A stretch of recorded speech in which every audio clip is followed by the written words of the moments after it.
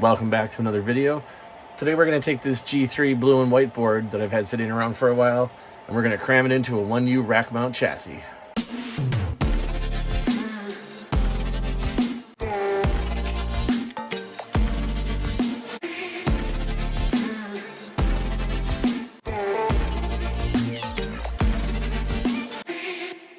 So I repaired this board a while ago. It works, and I just got the board. I didn't have a case with it, so it's not like I've cannibalized a really nice blue and white G3. But what I'd like to do is put this into a 1U case so that I can mount it in my rack that I have here. So I'd like to have something available running a vintage Mac OS to me that I can put files on, copy files off of without having a hassle, that I can just leave running all the time. With all these vintage machines, I don't really want to leave them running 24/7. Power supplies can go bad, things can happen. This board's pretty solid, and if I put a new power supply together with it and put it in a rack mount case, I think I'll have a pretty solid solution for having a bit of data storage always available at my fingertips. Well, you might say, John, you have that really nice boxed Xserve though. Don't you want to put that in your rack? And I would say, no, it's boxed. I'd like to keep it in the box. Take it out when I want to play with it. But also, I don't want to spend $800 a month on electricity to run an Xserve 24/7. I do like it in its box, though. It looks really good there. So there's going to be some challenges getting this thing into a 1U rack mount case, but I think I have all the parts I need to do it. So let's get over to the bench and start tinkering. All right, so let's go over what I have that I think I need for this Frankenstein of a project. So I have my blue and white G3 board. I have an ATI Rage 128 to go with it. I have a 32 gigabyte compact flash card with IDE adapter. I have my ATX to Power Macintosh G3 special homemade adapter thing.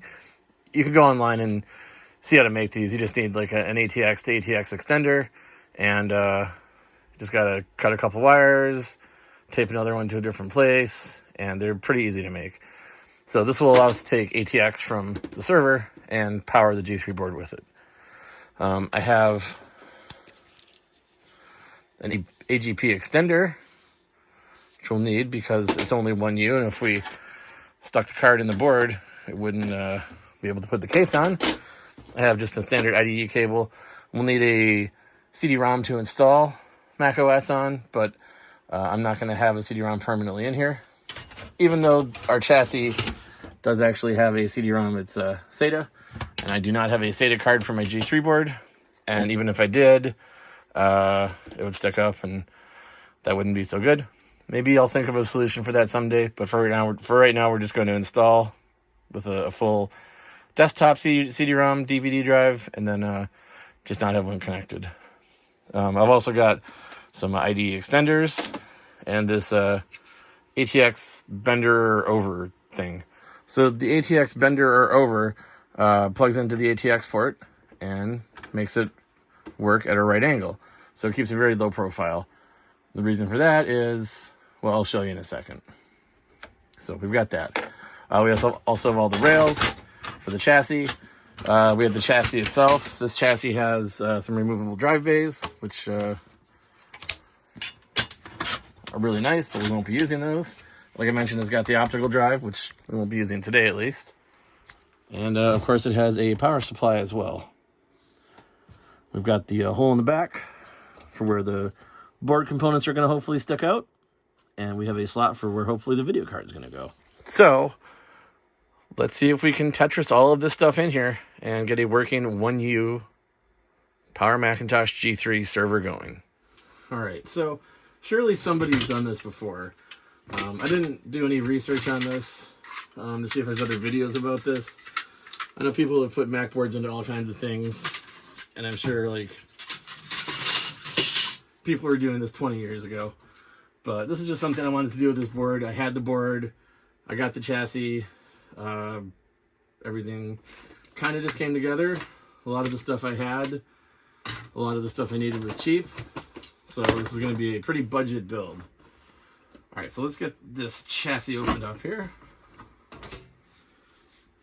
as you can see, we've got a whole lot of modern technology going on in here that we'll be completely ignoring. We have some really nice high-speed fans to keep even the hottest of Intel chips cool, which we won't be using. We have these really nice swappable SATA drives with SATA connectors that we won't be using. We have an ATX power supply, which we will be using. Front panel buttons, we'll need to wire these up so that the power button works. Maybe even reset. We'll have to see about that, but this is something we'll need to figure out. So it'd be nice to be able to turn it on from outside the case. So I think the first thing I want to do is let's disconnect everything we won't be using. So these fans, and of course I'm going to save these because this is a nice chassis, and someday I may decide that putting a Mac in here was a stupid idea. But today's not that day. So we'll just set these off to the side. We'll save them, like I said. But we don't need them right now. We'll take these SATA cables out. We don't need those. Alright. So now we just have our power, our bird connector, got some Molex connectors, the a video card connector, I guess, or maybe it's an extra CPU connector. I don't know. And then we have our fan shroud, which just kind of hanging out in there. I guess that wasn't bolted in or anything. Well, we'll just take all that stuff out. We don't need any of it in here. Alright, so I've done a little bit of prep work for this, but not a ton of prep work. This is the chassis intrusion sensor, which is this thing here. But we won't be using that either. So we can just tuck that up here out of the way. So, the board itself does actually fit the opening here. So we can line it up and we can get all of our ports exposed here. So that's USB ports, FireWire ports, headphone, microphone, and Ethernet. So, you know, the spots where the screw holes are, they don't line up with anything. So we do need to be careful of those because if they touch the board in the wrong way, they'll short something out. There's a couple that I think we can get to line up, or at least one. So we'll want to make sure we're not shorting the board out with the ones that we're not using. But there is a good one right here, which you probably can't see, that lines up with this hole here. So that's probably the one and only one that we'll be using. And we do have this rubber stop on the board, which was factory. We'll go ahead and take that off. We don't need that anymore. That gives us a little bit more room. Something like that, I think, is going to be perfect.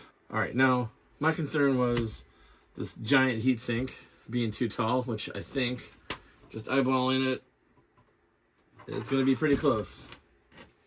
Don't know if that's actually going to fit or not. And then my other concern is the video card. So the video card goes here, or at least that's where the chassis designer would like us to put it.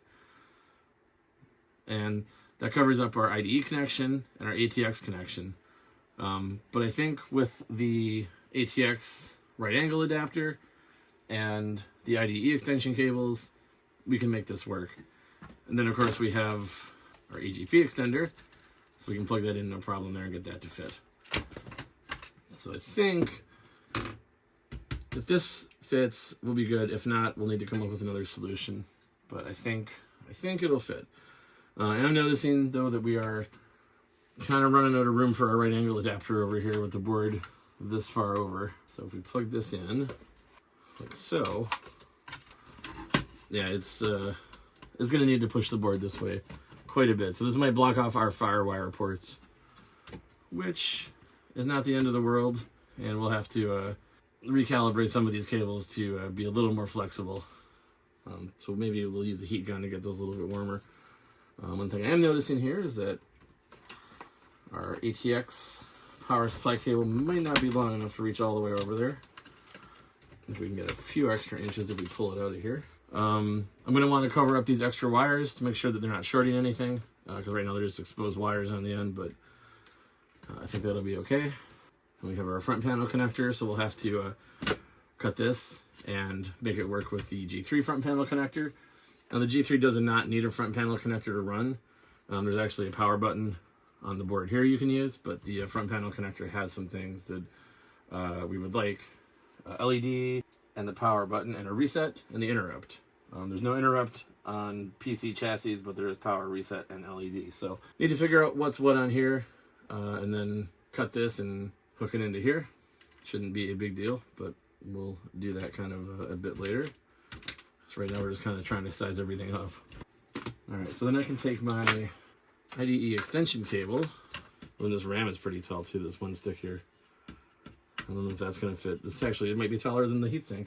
But then I can plug in this. I can plug in power, like this. I don't want to make this look a little bit better and find a better way to mount this, but for the initial install, I think that'll be okay. Like I said, we're gonna need a CD-ROM to install, so we'll just install a extension here right now so that we can get our IDE CD-ROM hooked up to it later. And then comes the video card. So we'll plug in the AGP connection. Let's see if we can somehow make this actually fit in here.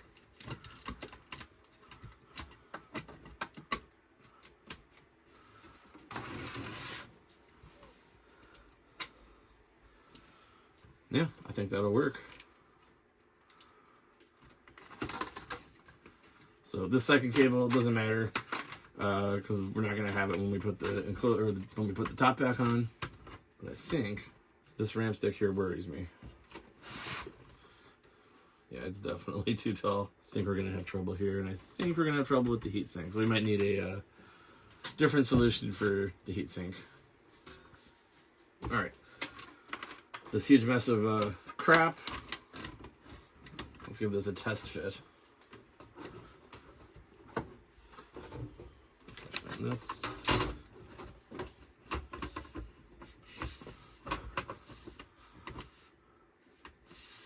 All right, so I'm getting pressure on this RAM stick for sure. Let's take this guy out.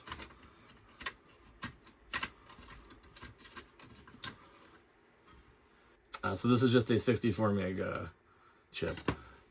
I think we can live without that. Not going to be a deal breaker to lose 64 megs of RAM.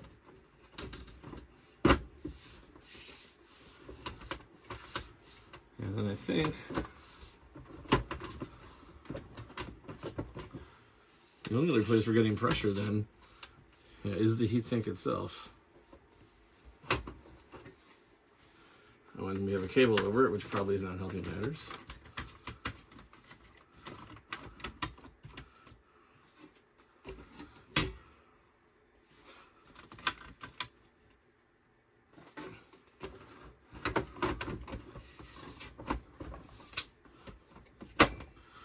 All right, it just barely fits. I have a little bit of give here, but I can feel the heatsink when I push on it. So I want to be sure to not set anything on this.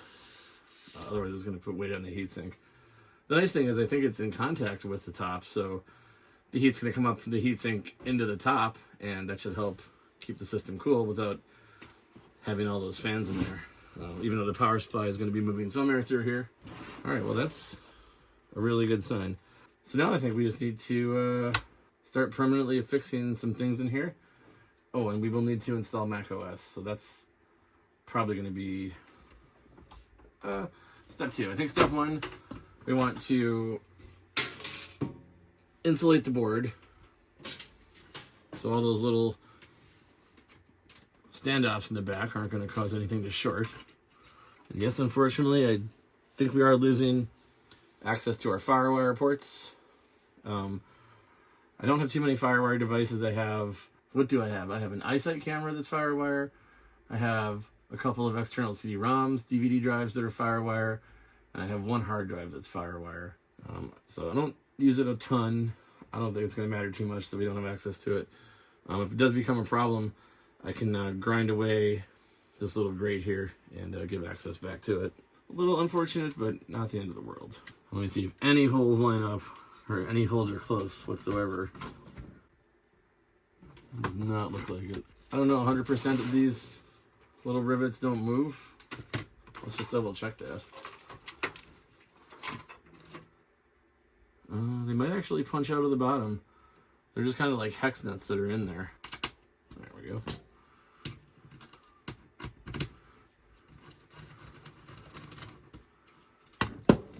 And is that going to pop out the bottom? It is. All right, that's great news. So we don't need to worry about insulating these. We can just yank them all. All right, and then I think all of those should just fall out. And they did. That is really convenient. Thanks Supermicro for making a very usable case. So if I put the board here in this position and turn it on its side, and then I look through on the bottom, if any holes did line up, I'd be able to see through them, and none do. So this one's about the closest. I can move the board back about 3/4 of an inch, then over a couple millimeters. That wouldn't get us any closer to any other holes, but that would at least be one hole. I guess maybe I could get one firewire this way. I'm not sure if I can plug this in still, though. Well, I don't love it, but for right now, I think I'd like it enough to try it. So let's pop one of these in here. Am I worried about these other ones shorting things? I think I am, actually. So I'm just going to take a little piece of electrical tape and cover them up, just to be sure. All right, so our board can pivot a little bit. But there's not, at this point, too much we can do about it. Well, there's plenty we can do about it. There's lots of solutions for this, but I think once we start wedging everything in here, it's going to hold it pretty still. All right, then we'll take our ATI Rager 128. Plug that guy back in. Because that's the other problem. This extension cable does not like to be twisted or turned. It wants to be straight. So when I try to flatten it out, it just unplugs.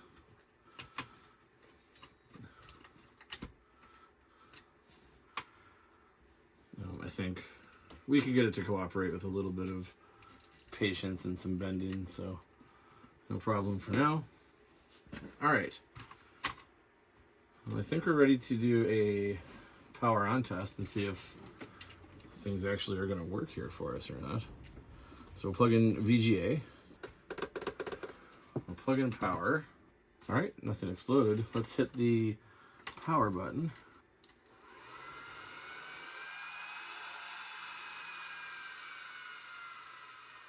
Well, that's a good sign. It powered on.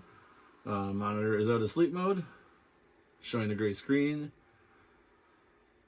We have power to our compact flash card, and we are booting up macOS 9.2. See that we're booting up macOS 9.2 off of our compact flash card.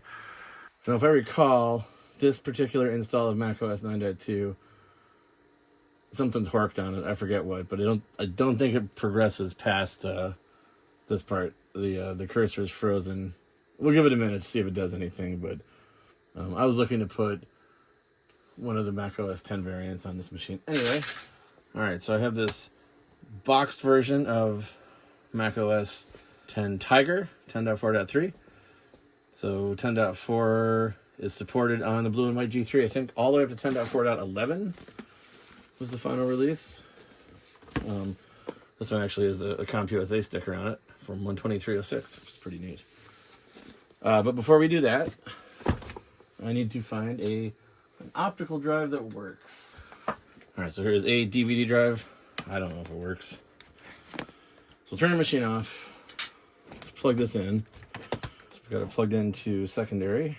Just need some power for it. All right, so my furnace turned on, but we're booting up off of the macOS 10 Tiger DVD, so we can install Tiger onto the compact flash card. All right, so we'll just go through the installer as per normal. When's the last time you did a macOS Tiger installation? Let me know in the comments if you've done this recently. It's been quite a long time since I've installed Tiger on anything. All right, so go through the wizard here. I agree 100%. All right, so we need to go to options, and we will change this to macOS Extended Journaled, and we'll continue. And install. All right, now we just let it run. and we'll come back after the install is hopefully completed. All right, so we'll go through these final steps to set up the OS on here. So we're not going to transfer anything. US keyboard. I'm going to say no internet connection currently. Can I continue here without entering anything? I thought you could. No. All right, that is all my legitimate information. Use this computer for. Oh. What do I do? Other. All right, we'll put a password in here. And we'll click somewhere around Minneapolis.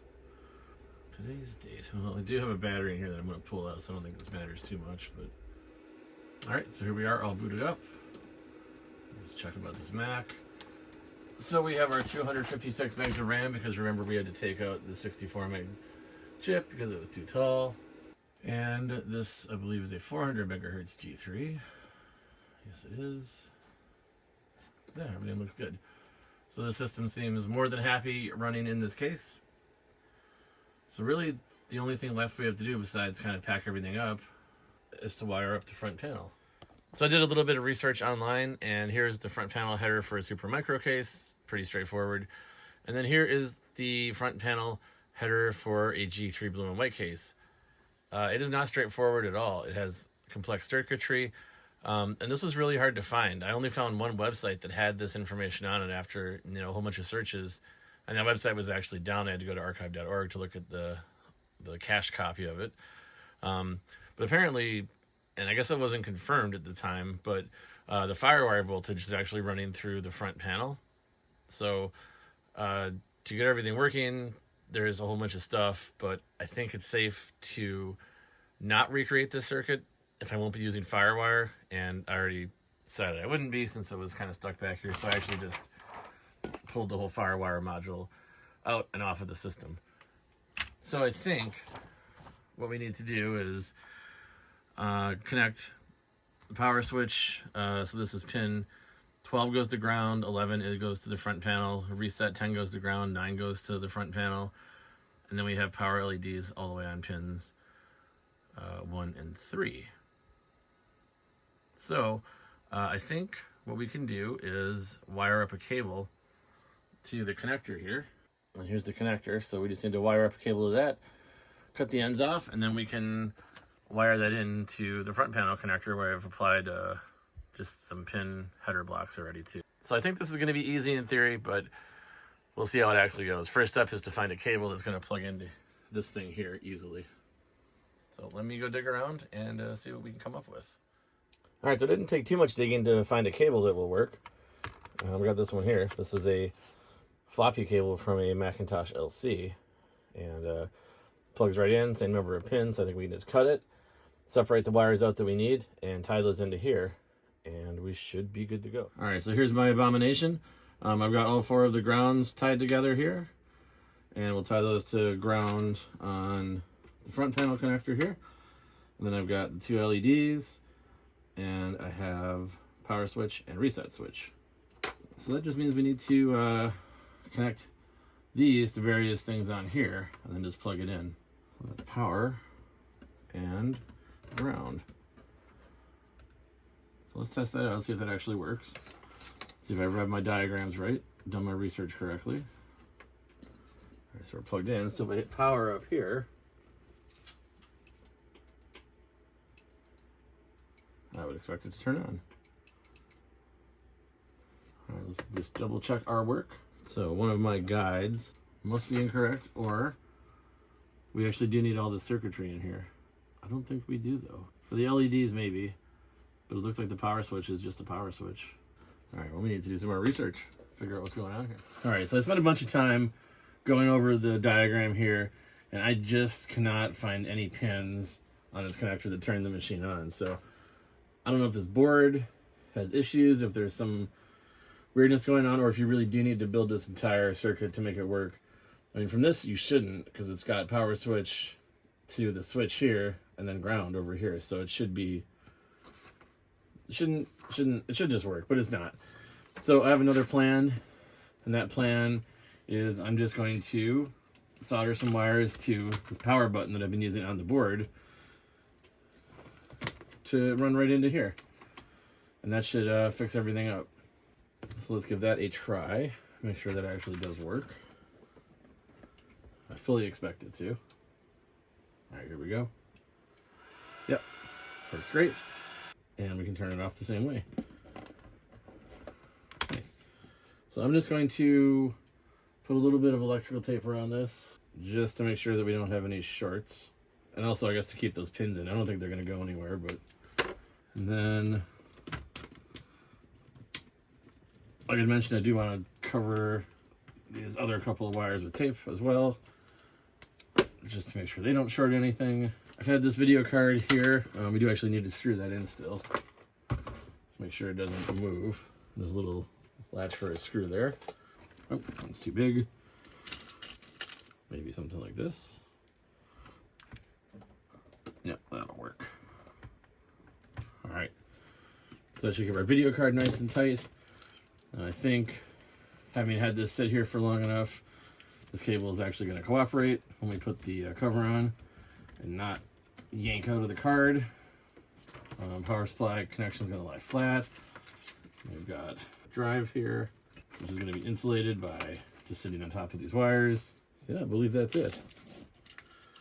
So let's go ahead and get the top cover reinstalled.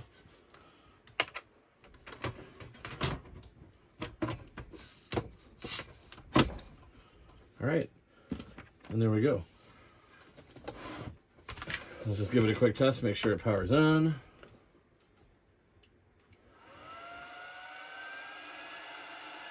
It does, make sure we get video. And we do. So yeah, that all looks good. So now we just need to install the rails on this machine and then the rails into the rack. All right, now what goes where? That's the question.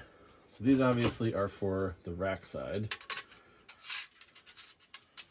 We've got a rack side there. All right, so then these would go, let's see, how would these go? Into the front, into the side like this. So these just need to go onto the front of the machine here. Looks like they have some, so they got a little bit of a bend to it. All right, so I'm going to install it right above this server here. So I'll do the front first, and then I'll go around and do the back. All right, I've got bags of mounting screws here. Just got to find the right ones. All right, so we'll go with this one.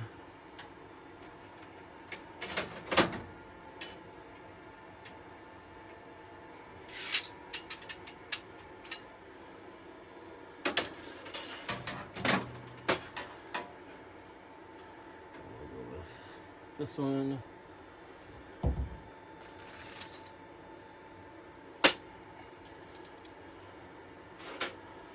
Alright, so that's the front done. Now I'm going to go around back and do the back side after I move all this stuff out of the way.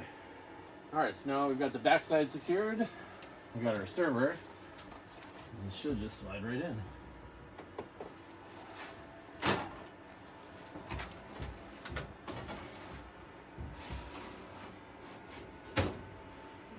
Perfect.